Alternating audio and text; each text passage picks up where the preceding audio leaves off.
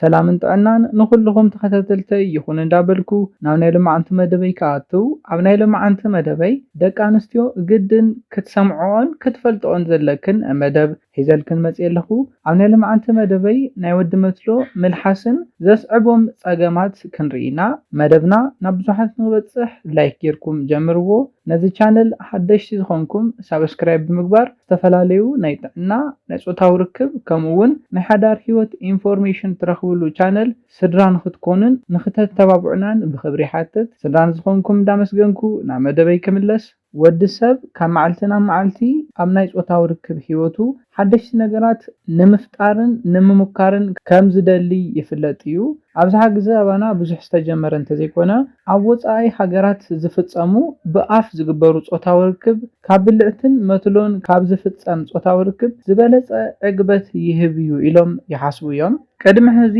ኣብ ሰርሕዎ መደበይ ናይ ጓል ኣንስተይቲ ብልዕቲ ብመልሓስ እንዳነኻኻእኻ ዕግበት መሃብ ከም ዝከኣልን ኮይኑ ግና ምስ ዝተታሒዙ ጎናዊ ሳዕቤን ከም ዘምፅእ ርኢና ነርና ኣብ ናይ ልምዓንቲ መደበይ ንሪኦ ድማ ናይ ወዲ መትሎ ምልሓስን ምጥዋብን ከስዕበልክን ዝኽእሎም ሕማማት ክንርኢና እቲ ቀዳማይ ናይ ጎሮሮ ካንሰር እዩ እቲ ወዲ ብኤችፒቪ ዝተጠቅዐ እንተኮይኑ ናብ ጓል ኣንስተይቲ ጎሮሮ ናይ ዘርኢ ፍርኡ ኣብ ዘፍስሰሉ እዋን ኣብ ጎሮሮኣ ኤችፒቪ ብምቕማጥ ሂማን ፓፒሎማ ቫይረስ ዝተጠቅዐ ወዲ እንተኮይኑ ናብ ጓል ኣንስተይቲ ጎሮሮ ኣትዩ ኮፍ ብምባል ናብ ካንሰር ክዓቢ ይኽእል እዩ እታ ጓል ኣንስተይቲ እውን ምዝራብ እስካብ ዝኣብያ ክትበፅሕ ትኽእል እያ እቲ ካልኣይ ከስዕበልክን ዝኽእል ፀገም ድማ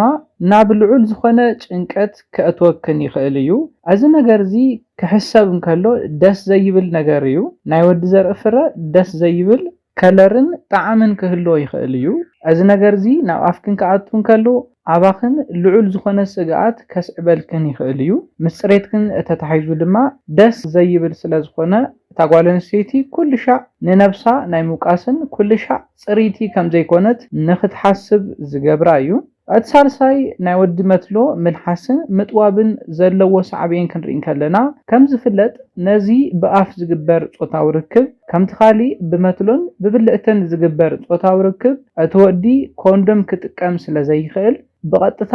ጓል ኣንስተይቲ ንሕማም ተጠቃዒት ንክትከውን ዝገብራ እዩ ብፆታዊ ርክብ ዝመሓላለፉ ሕማማት ብኣፍ ሓሊፉ ናብ መላእ ሰውነታ ከስፋሕፋሕ ዝገብር እዩ ምንም ዓይነት ፕሮቴክሽን ዘይብሉ ካብ ሕማም ንምክልኻል ተባሂሉ እቲ ወዲ ክጥቀሞ ዝኽእል ፕሮቴክተር ስለ ዘየለ ኣብ ውሽጡ ዘሎ ኩሉ ዓይነት ብፆታዊ ርክብ ዝመሓላለፍ ሕማማት ናባኽን ክሓልፍ ይኽእል እዩ ስለዝኾነ እዚ ልምዲ እዚ ብምንም ዓይነት መንገዲ ብፆታዊ ርክብ ክመሓላለፉ ዝኽእሉ ሕማማት ናብ ሰውነትክን ንኽኣትውን ንኽስፋሕፍሑን ዝገብር ሕማቕ ልምዲ እዩ እቲ ራብዓይ ናይ ደቂ ተባዕትዮ መትሎ ናይ ምልሓስን ናይ ምጥዋብን ሳዕቤን ክንርኢ ከለና ብብልዕትኺ ክገብሮ ዘለዎ ፆታዊ ርክብ ንኽገድፎ ክትገብርዮ ትኽእል ኢኺ ሓደ ወዲ ምስ ጓል ኣንስተይቲ ብብልዕቲ ፆታዊ ርክብ ደው ኣቢሉ እንተልና ድማ ቆልዓ ናይ ምውላድ ዕድልኩም ብኡ ልክዕ እንዳቐነሰ እዩ ዝኸይድ እዚ ድማ ብጣዕሚ ሸይጣናዊ ዝኾነ ምግባር እዩ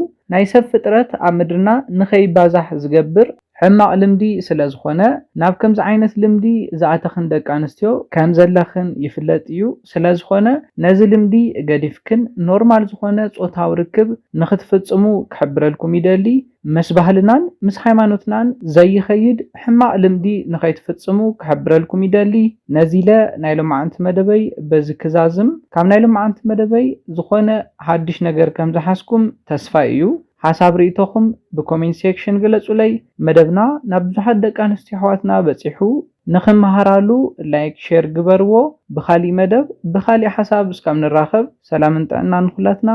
ይኣኔለ